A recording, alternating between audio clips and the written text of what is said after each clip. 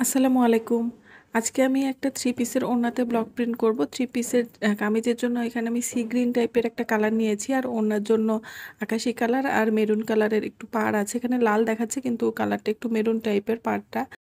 ওড়নার কালার আর কাজের সাথে মিল রেখে পরবর্তীতে আমি জামাতেও ব্লক প্রিন্ট করব।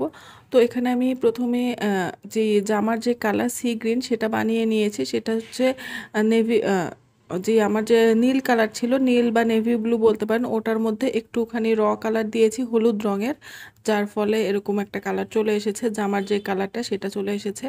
তো এটার এবার আমি একটা চিকন ডাইস দিয়ে, খুব বেশি চিকন না আবার মোটাও না, মিডিয়াম সাইজের একটা ডাইস দিয়ে যে লাল অংশটা আছে সেটাতে ব্লক প্রিন্ট করে নিচ্ছি। আর মাঝখানে যেহেতু একটা বর্ডার লাইন টানাই আছে, তো ওটার ওই পাশ দিয়ে আমি আরও একটা ডাইস দিয়ে ব্লক প্রিন্ট করব।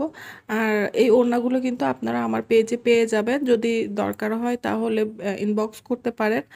অনেক রকম dice, single dice, double dice, সব সব রকম ডাইসও পাবেন, তবে সেম যেটা দিয়ে আমি কাজ করি সেটাই পাবেন না, কারণ ডাইসগুলো সব একটা দুইটা করে থাকে। তো একটা সেল হয়ে গেলে বা আমি যদি সেটা ইউজ করে ফেলি পরবর্তীতে সেটা আর থাকবে না। তো এই টাইপের অনেকগুলো আছে আশেপাশের ডিজাইনের, তো আপনারা সেগুলো নিতে পারেন। আর সেই সাথে ওড়না, তারপরে কালার, এসব কিছু পেয়ে যাবেন। ওড়নার দুই পাশে পাড়ের দিকে যেহেতু আমি একটু ভারী টাইপ কাজ করছি, তো ভেতরের অংশটাতে আমি খুব বেশি ভারী কাজ করব না, সাধারণভাবে একটু করার চেষ্টা করব। অন্যান্য ওড়নাটা অনেক সময় আমি ভেতরেও অনেক ভারী কাজ করি, তো এটাতে তেমন করব না যেহেতু দুই পাশে ভারী কাজ করছি। তো আর ব্লক প্রিন্ট করার ক্ষেত্রে ব্লকের ডাইসটা কিন্তু আগে থেকে পানিতে কিছুক্ষণ ভিজিয়ে রাখবেন, তারপর খুব ভালো মতো মুছে নেবেন। আর ফোম শিট বলেন বা কম্বল বলেন, যেটাতে রংটা ছড়াবেন, খুব ভালো মতো ব্রাশ করে নেবেন। কিছুক্ষণ পর পর একটু এভাবে ব্রাশ করে নেবেন, তারপর আবার রং করা শুরু করবেন, তাতে ব্লকের ছাপটা ভালো বসে। কাঠের ডাইসের গায়ে যদি রংটা সমানভাবে বসে সবখানে, সেটা কাপড়েও ভালোভাবে বসে। এটাই হচ্ছে কথা। কারণ কাঠের ডাইসে ভালো মতো না লাগলে সেটা কাপড়ে লাগবে না। আর যেহেতু এগুলো তাঁত চুমকি ওড়না, তো যেহেতু এখানে চুমকি বসানো আছে, তো ছাপ দেওয়ার সময় একটু সাবধানে করতে হবে, একটু চেপে চেপে ছাপ দিতে হবে, নতুবা দেখা যাবে যে ঠিক মতো লাগছে না।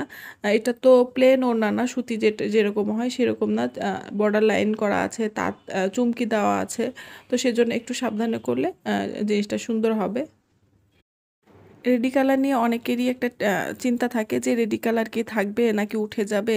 আমি কিন্তু ম্যাক্সিমাম টাইমই রেডি কালার ব্যবহার করি, খুব কম সময়েই তৈরি কালার ব্যবহার করি। দেখা যায় যে যেই কালারটা আমি এখন নেই, তো তখন ব্যবহার করি। ইদানিং আর সেরকম হয় না, কারণ আমি যেহেতু কালার এগুলো সেল করি, তো আমার কাছে সবসময় সব রকম কালারই থাকে, সেই জন্য ইদানিং আর কালার তৈরি করা হচ্ছেই না বলতে গেলে, রেডি কালার দিয়েই আমি কাজ করি। তো এটা ওঠার সম্ভাবনা নেই।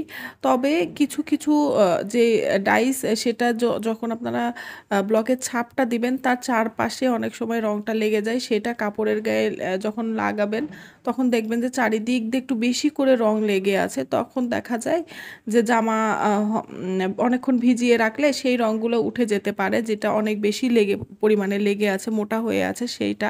তাছাড়া এমনিতে রং উঠবে না।